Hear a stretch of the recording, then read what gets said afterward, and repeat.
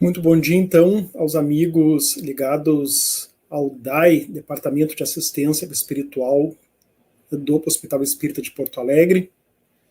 Eu me dirijo também aos irmãos do Centro Espírita Joana de Ângeles de Sarandi, que terão acesso a esse trabalho posteriormente. É realmente uma alegria muito grande pelos canais virtuais, porque eu estava lembrando que eu já estive duas vezes presencialmente lá em anos já um tanto recuados, há mais de uma década atrás, participando dos trabalhos mediúnicos do DAI, que me impressionaram pela alta qualidade e precisão. Foram reuniões maravilhosas que eu tive a ocasião de assistir junto ao DAI. Então, muito honrado e muito feliz por este convite para tratar de um tema lá do capítulo 17 do Evangelho segundo o Espiritismo, Sede Perfeitos. Um capítulo com textos muito basilares, muito importantes da doutrina espírita. Está lá o homem de bem, está lá os bons espíritas, o dever, a virtude, o homem no mundo, enfim, textos de importância fundamental para o nosso estudo individualmente, nesse trabalho de reforma íntima em que todos nós estamos imersos nessa escola em que estamos matriculados, chamada de reencarnação. Então, a nossa reflexão é bastante simples, como sempre procuramos fazer nos trabalhos dessas duas casas espíritas que nos acolhem como trabalhador, a Joana de Ângeles de Sarandi e o Caritas de Passo Fundo,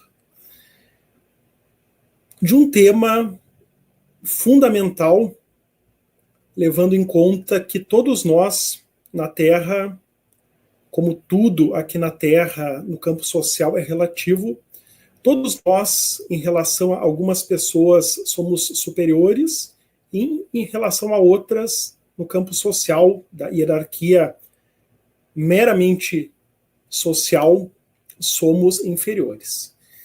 Então, este item se baseia numa mensagem deste amigo espiritual, François Nicolas Madeleine, me perdoem pelo francês, conhecido como o Cardeal Morlot. Está então já na segunda parte do capítulo, onde Allan Kardec colacionou as mensagens recebidas mediunicamente sobre o tema da perfeição moral. Então, apesar de não ser uma mensagem muito longa, obviamente não pretendo ler toda ela, pensamos algumas frases mais importantes para depois tentar fazer uma interpretação utilizando uma outra obra fundamental da doutrina espírita, que é o Livro dos Espíritos. Então, iniciando com algumas palavras do próprio Cardeal Morlot sobre a autoridade.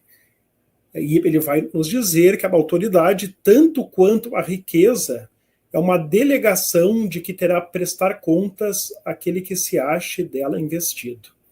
Então, ele já começa de uma forma muito interessante, fazendo uma comparação quanto à riqueza. Esse ponto de prestar contas é muito interessante. Nós temos que tirar disso aí todo o resquício de pensamento mágico, que nós podemos eventualmente trazer lá de outras religiões lá do passado.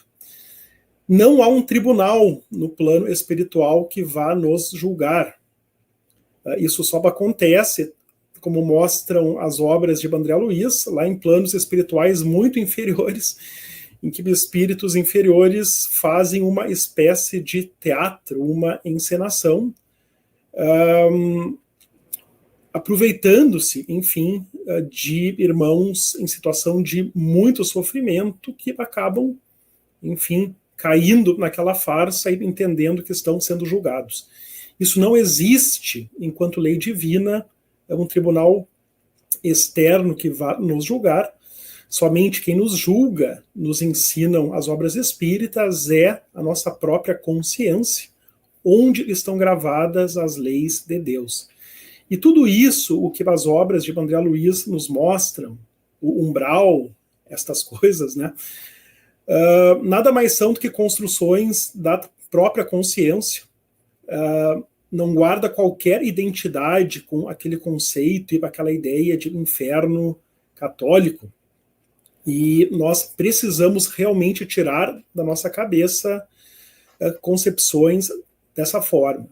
Então, nós iremos prestar contas, sim, quanto à autoridade que nós recebemos, mas a nossa própria consciência, que se torna muito mais aguçada e recobra todo o seu esplendor e potencial quando nós volvemos à pátria espiritual e nos libertamos da parte física. Sandra, alguma questão?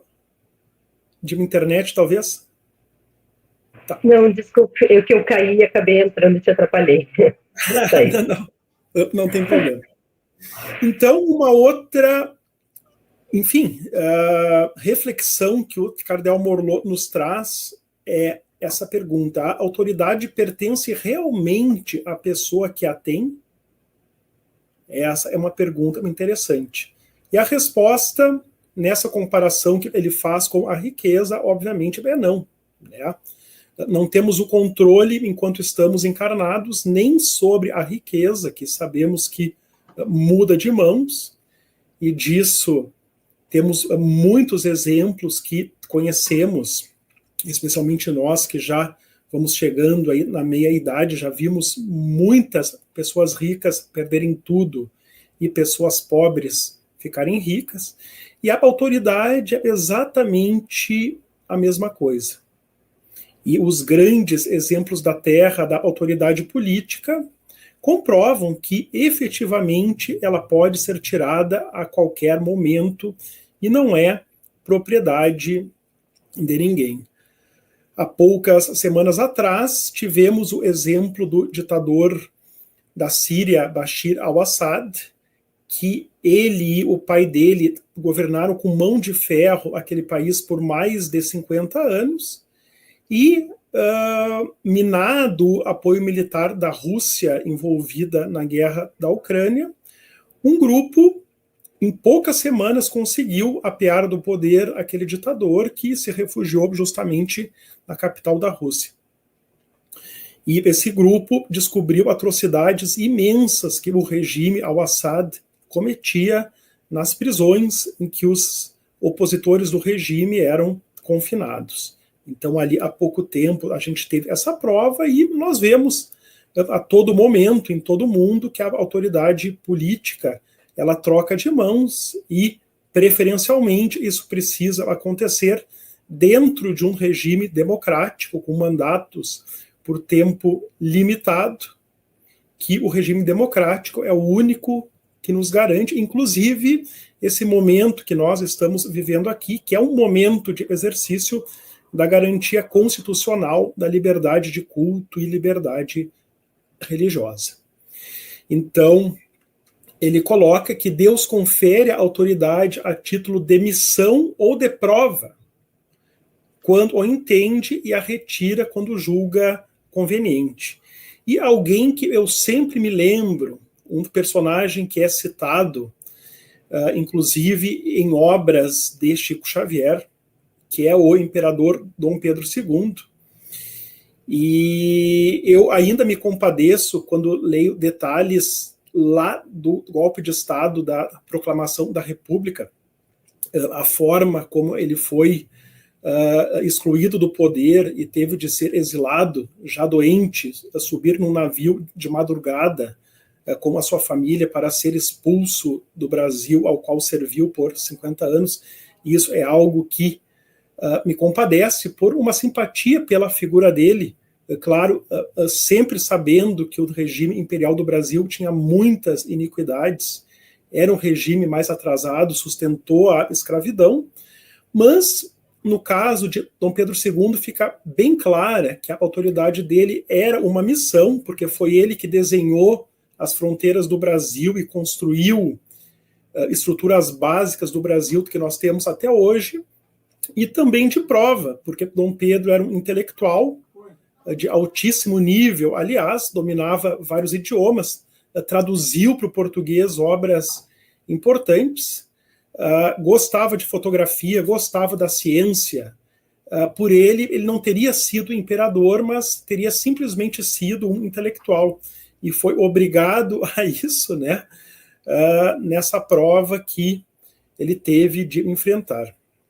E a própria queda da monarquia no Brasil, né, sem entrar no mérito, enfim, de qual sistema é melhor, por um golpe de Estado e a substituição pela Primeira República em nome de ideais republicanos, é um alerta para todos nós, porque a Primeira República foi o período, especialmente os primeiros 10 anos, de maiores violações de direitos humanos que o Brasil teve, e Floriano Peixoto, o segundo presidente, foi talvez o tirano mais sanguinário que o nosso país teve, né?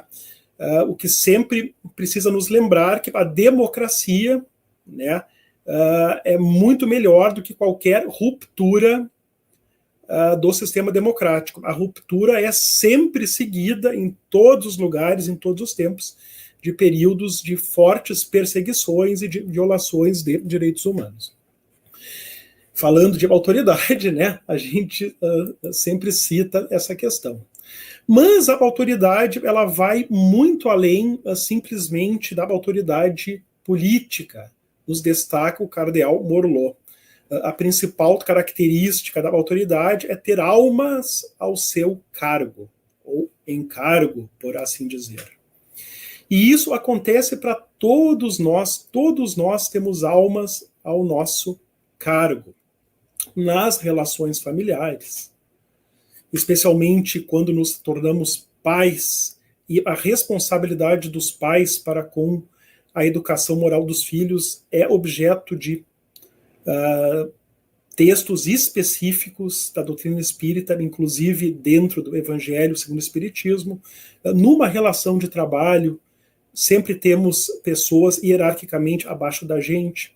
Numa organização política, mais ainda, e numa nação, como nos exemplos que nós colocamos.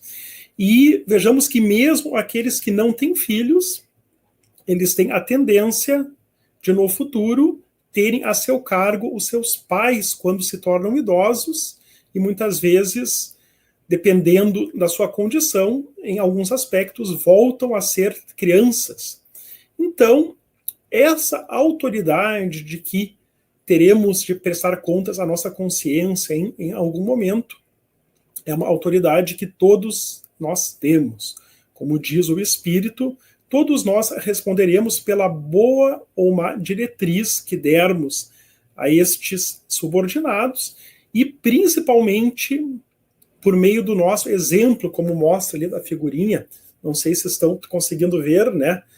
Com aquela famosa frase que diz: a palavra convence, mas o exemplo arrasta. É principalmente o nosso exemplo que fará a diferença na educação e na influenciação dessas almas que nós temos o nosso encargo. E agora, nessa frase do cardeal Morlot, é que procuraremos fazer o link com alguns ensinamentos lá do Livro dos Espíritos, para entender qual é o objetivo dessa missão que a autoridade é na Terra, né? E antes de avançar nisso aí, eu sempre gosto de trazer alguma coisa sobre missão, que nós precisamos também ter alguma clareza de conceitos, sabendo que missão, mesmo se tratando de uma palavra até certo ponto pomposa, né, ela não significa sempre missões de grande repercussão na sociedade. Às vezes, né, e esse exemplo eu sempre me lembro, hoje a Joana de Ângeles de Sarandi já está um centro espírita mediano, né, apesar de ter um número de trabalhadores sempre pequeno, mas lá há 20 anos atrás, quando eu comecei na Joana, ela era muito pequenininha, então nós éramos poucos trabalhadores e tínhamos que fazer de tudo, né?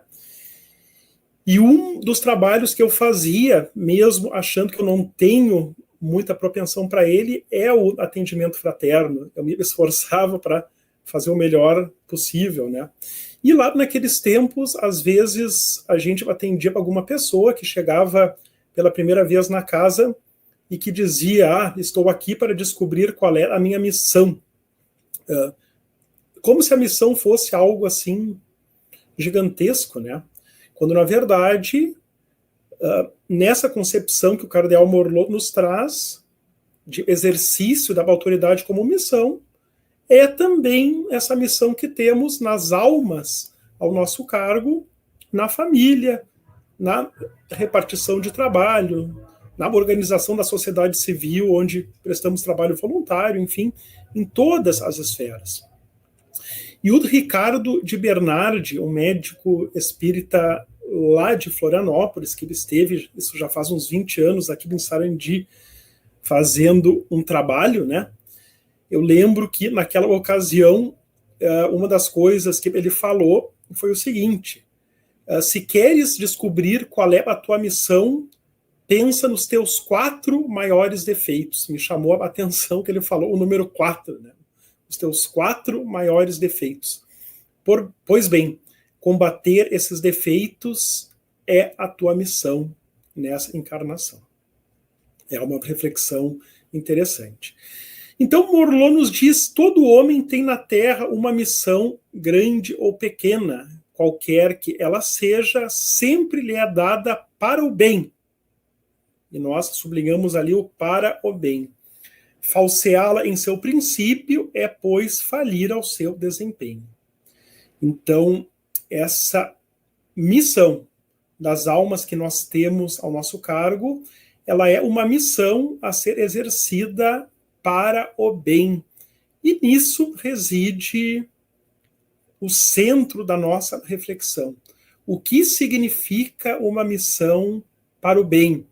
Tanto essas missões coletivas que nós podemos ter, e podemos falar numa missão coletiva, não importa o tamanho dela, quando temos algumas almas ao nosso cargo, por exemplo, lá na repartição do nosso trabalho profissional, no centro espírita, onde fazemos o nosso trabalho voluntário, no DAI, no Hospital Espírita, na federação, em qualquer organização que exista na sociedade, porque é bem interessante, se nós formos olhar os estatutos de criação de qualquer entidade aqui da Terra, nós sempre vamos ver nos objetivos dela, objetivos que são para o bem, são para a construção. Talvez o único exemplo seja o estatuto do, graças a Deus, já extinto Partido Nazi-Fascista da Alemanha, né? Extinto lá no ano de 1945. Mas então é uma reflexão interessante o que significa o bem nas nossas missões, tanto coletiva quanto individualmente, né? Isso a gente precisa refletir. E nós nos atrevemos a trazer aqui 2 questões do Livro dos Espíritos para nos ajudar a refletir sobre o que significa esse bem. Uma do capítulo 8º, Lei do Progresso, e outra do capítulo da Lei de Igualdade. Então, essa questão 793, eu considero, eu que sou da área jurídica, umbilicalmente ligado com trabalhos de construções coletivas para o bem. Esse é o meu trabalho atualmente, muito junto da rede de proteção da criança e do adolescente. Então, essa questão 793, ela é das mais importantes, aliás, ela está ali no capítulo 8º da Lei do Progresso, que é o capítulo co-irmão do capítulo 17 do Evangelho, onde está a mensagem dos superiores e inferiores, que é o capítulo Sede Perfeitos. Então, lá, Allan Kardec perguntou a espiritualidade superior, por que indícios se pode conhecer uma civilização completa? E eles responderam: reconhecê-la-eis pelo desenvolvimento moral. Credes que estáis muito adiantados porque tendes feito grandes descobertas e obtido maravilhosas invenções. Vejam, 160 anos atrás. E tudo o que se descobriu depois dos anos 1860, aumentando ainda mais a vaidade humana das descobertas. Porque vos alojais e vestir melhor do que os selvagens, né? Selvagens é uma linguagem lá da época que nós temos também que nos reposicionar, né? Que hoje a gente sabe que todos os povos da Terra, eles são palcos possíveis para a nossa reencarnação. E isso talvez não, certamente nós temos aí uma evolução do pensamento antropológico e sociológico do século XIX para o século XXI, que o pensamento espírita acompanha. Hoje a gente sabe que mesmo nós aqui, né, qualquer um de nós pode reencarnar num povo originário do Brasil, como nós temos aí uma fotografia. Aliás, eu hoje chego a pensar que tem alguns povos originários que são tão avançados na vivência de coletividade que eu creio que nós precisamos estar preparados para encarnar num povo destes, né? Lá na Revista Espírita de 1859, não vou lembrar do mês, é no segundo semestre, tem uma carta que Allan Kardec publicou, que trata o livro dos espíritos entre os selvagens, e a descrição que aquele imigrante espanhol lá do Peru traz é muito interessante, da forma como aqueles povos originários lá do Peru, nem imagino qual, talvez os Shipibos, né, foram receptivos às ideias do livro dos espíritos, né. Então, reposicionando isso, né, não temos nenhuma vírgula a colocar no restante, quando os espíritos ponderaram: não tereis verdadeiramente o direito de dizer-vos civilizados, né? Nós, como lá em 1860, orgulhosos de sermos civilizados, senão quando de vossa sociedade houverdes banido os vícios que a desonram e quando viverdes como irmãos, praticando a caridade cristã. Até então, sereis apenas povos esclarecidos que hão percorrido a primeira fase da civilização. Assim era em 1860 e, lamentavelmente, ainda estamos muito assim.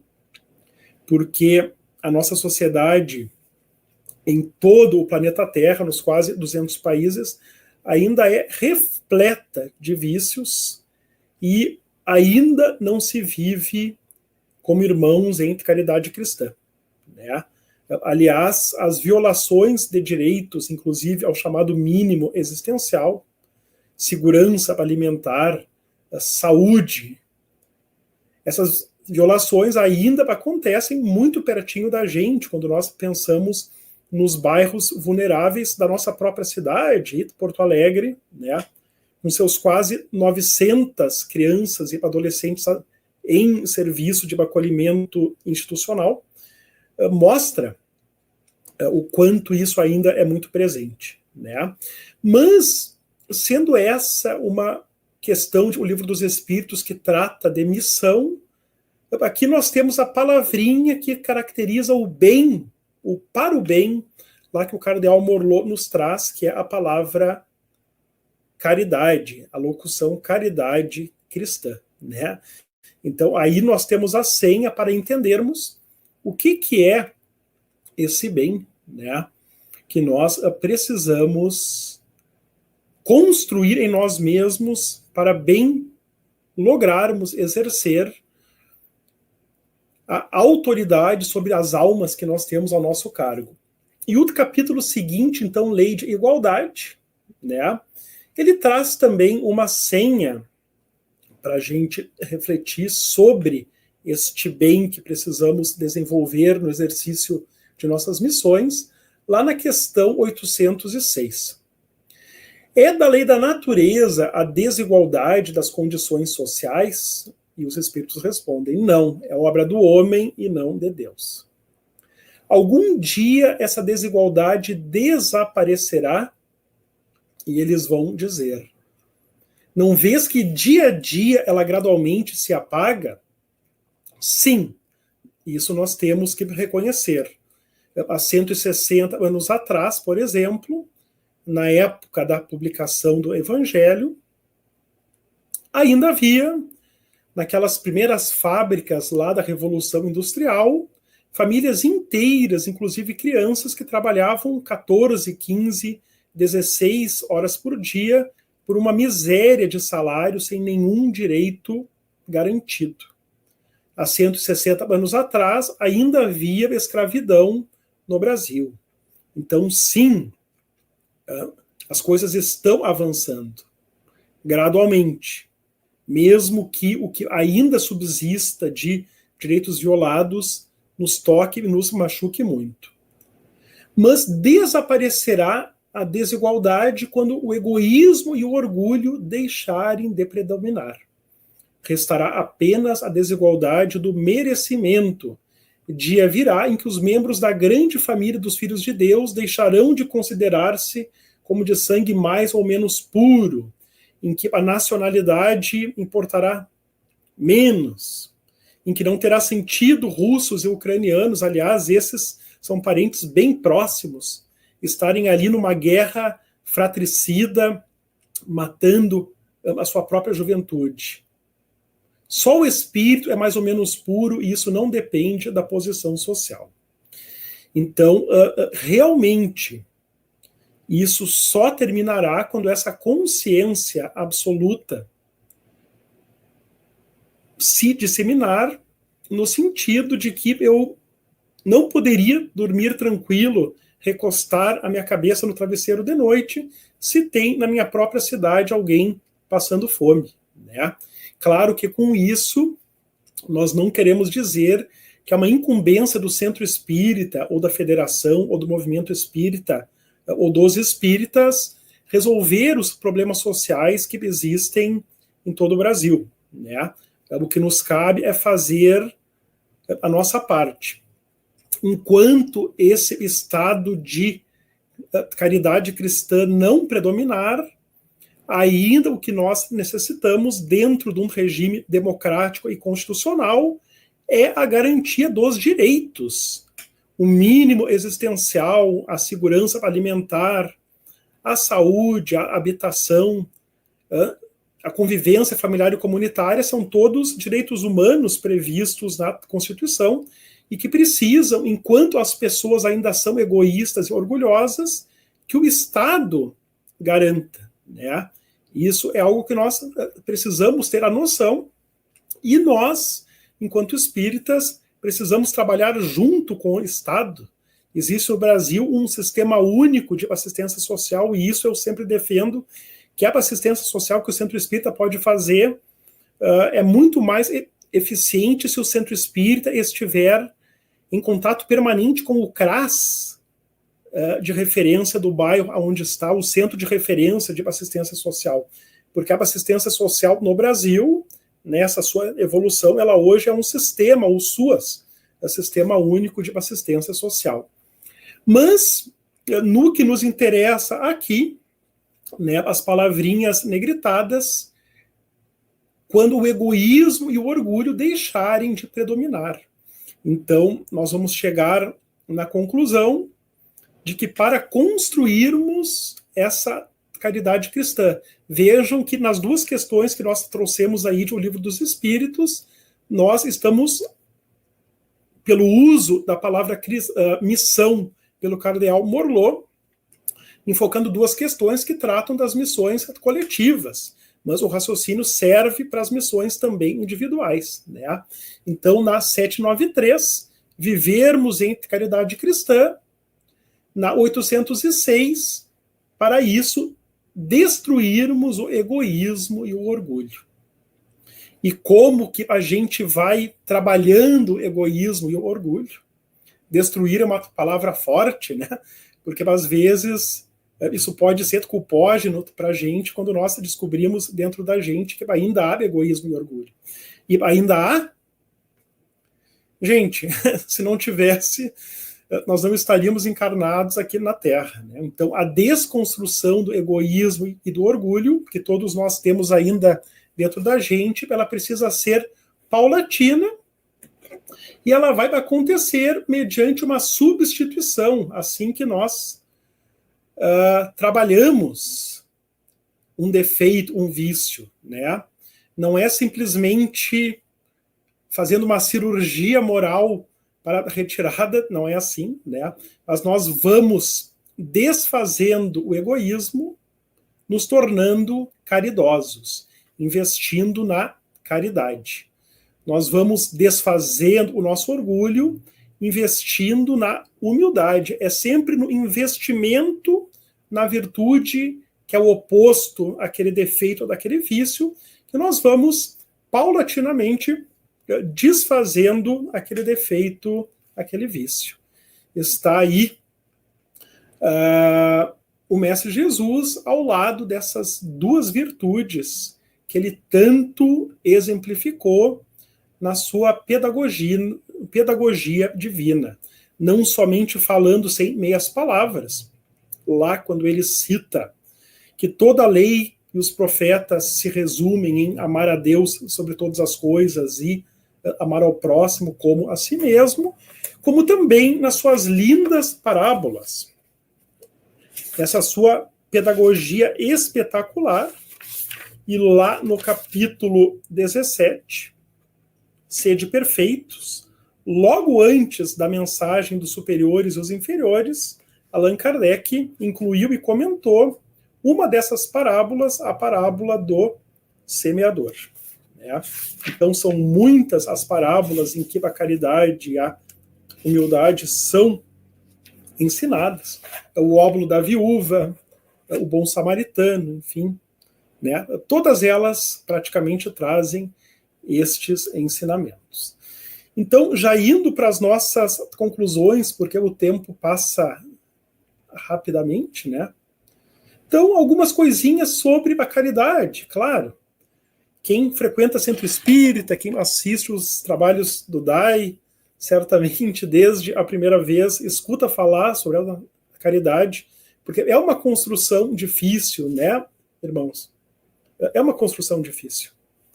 É uma construção que precisa ser paulatina. É uma construção que nós precisamos permanentemente avaliar internamente. Nós que vamos ficando anos aí envolvidos com o movimento espírita, comparando talvez como somos hoje a quando éramos no primeiro mês em que pisamos pela primeira vez em um centro espírita, para vermos como estamos avançando. Mas é algo que, para que não pare, que não estanque, precisa ser trabalhado constantemente, e por isso se falar tanto em caridade dentro do movimento espírita, se recomendar tanto a caridade. Então, apenas uma lembrança aí num dos textos mais lindos sobre a caridade, que é a carta de Paulo de Tarso aos Coríntios, né? Quando ele nos diz: a caridade é paciente, é benéfica, não é invejosa nem temerária, não se ensoberbece, não é ambiciosa, não busca os seus próprios interesses, não se irrita, não suspeita mal, não é injusta, apoia a verdade, tudo desculpa, tudo crê, tudo espera. Então, não há descrição mais sucinta e, ao mesmo tempo, mais profunda e mais linda de todos os caracteres que significam o que é ser caridoso, né? E nós temos aí não somente a base dessa caridade material, que é simplesmente um passo para desenvolvermos na gente a caridade moral, mas também o próprio desfazimento do orgulho. Porque a caridade não tem soberba, a caridade não tem inveja, a caridade é o bem, a todo momento. A caridade é paciente, ela não busca os próprios interesses, ela não se irrita, ela aceita as pessoas como são, porque não fica suspeitando mal, não é desconfiada, ela é justa, ela sempre busca a verdade, ela não mente, e ela tem na sua base o perdão. No próprio conceito de caridade, lá em O Livro dos Espíritos, o famoso BIP, né? BIP, benevolência para com todos, indulgência para com as imperfeições alheias e perdão das ofensas. A caridade é muito mais profunda do que pura e simplesmente uma esmola, né?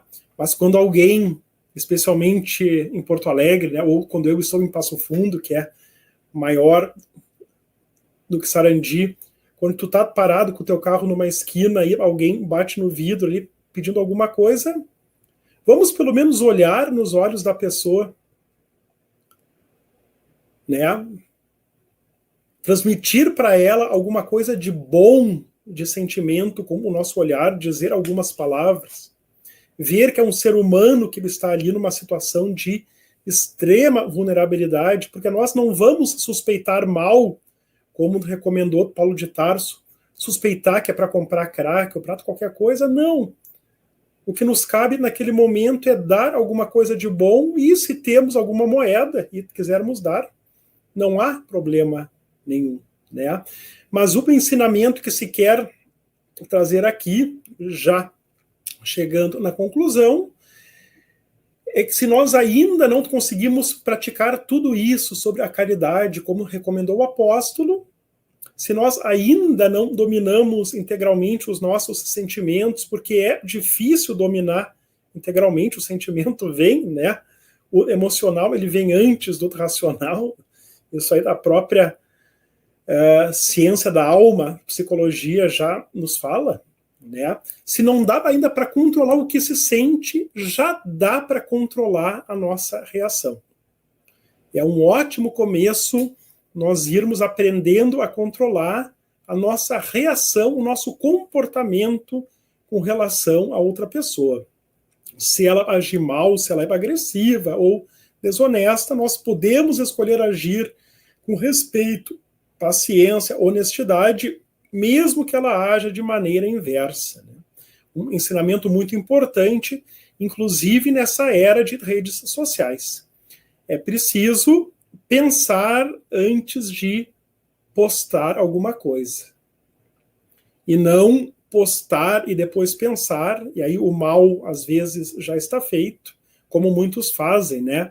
Nesse ambiente que é tão frio das redes sociais. Às vezes nós estamos escrevendo alguma coisa com um sentimento bom, mas como quem vai ler não está junto conosco, não sente o nosso olhar, a nossa energia, a pessoa encara aquilo ali como uma agressão. Esse é o meio das redes sociais em que nós estamos vivendo, né? Então, às vezes até é preferível gravar um áudio em que a pessoa consiga sentir o teu tom de voz e tu impregna nesse tom de voz um tom de paciência, de calma, de tranquilidade, do que escrever alguma coisa, né? Então, aqui o grande exemplo da humildade, né? Essa imagem dispensa qualquer outra palavra, qualquer outro comentário, né? Esse exemplo dos exemplos de humildade que o Mestre Jesus deu lá naquela que a Igreja Católica chama a última ceia, a Santa Ceia, na Quinta-feira Santa. E quando o Mestre termina de lavar os pés dos discípulos, ele traz essas palavras, lá no Evangelho de João. Compreendei o que vos fiz, vós chamai-me de mestre e senhor, e dizeis bem, porque o sou. Se eu, pois, senhor e mestre, o maior que já encarnou entre nós, o único espírito, né, da primeira classe e série única da escala espírita de O Livro dos Espíritos, vos lavei os pés, deveis lavar-vos os pés uns aos outros. Porque eu dei-vos o exemplo para que, como eu vos fiz, assim façais vós também. Nesse ensinamento de que, mesmo que hierarquicamente, socialmente, politicamente, familiarmente, estatutariamente no centro espírita, estejamos acima de uma pessoa, que enquanto seres espirituais, ninguém é melhor do que ninguém. Ninguém é superior a ninguém, não importa o título, não importa o cargo, não importa a nacionalidade, não importa nada aqui dessas distinções que são meramente terrenas aqui da Terra. Porque quem hoje manda seguramente já obedeceu, e aí nós temos Luís XVI, aquele que foi decapitado na Revolução Francesa, o último rei dos Bourbon pré-Revolução Francesa, né?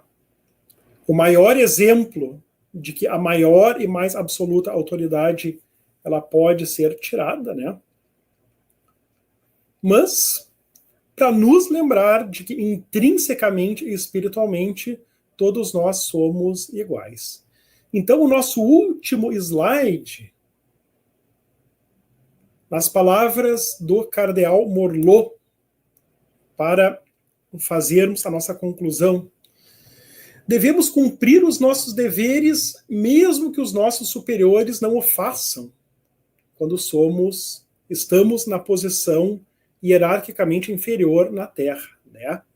Eu tenho lá os meus superiores, e sim, né, é uma tendência nós termos as nossas dificuldades, né, de ter o nosso trabalho avaliado, mas a gente precisa compreender que faz parte, é importante. Se sofremos em nossa posição e dela não conseguimos sair, devemos reconhecer que a situação é uma prova à nossa resignação e é justa.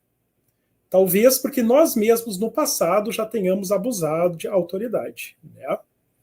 Então, um convite à resignação, onde quer que nós estejamos, mas sempre lembrando que as coisas evoluíram, né? E que resignação não é tolerar nenhum tipo de abuso de um superior, né? Abuso que o direito, que evoluiu também, condena. Então era isto, nossos irmãos, e no exato minuto em que as queridas irmãs Débora, Sandra e Cíntia aparecem, nós encerramos essa primeira parte, esperando para ver se algum desses irmãos ligados aí ao trabalho tem alguma pergunta, né, que a Cíntia, a Débora e a Sandra irão responder. Não eu. Tô brincando.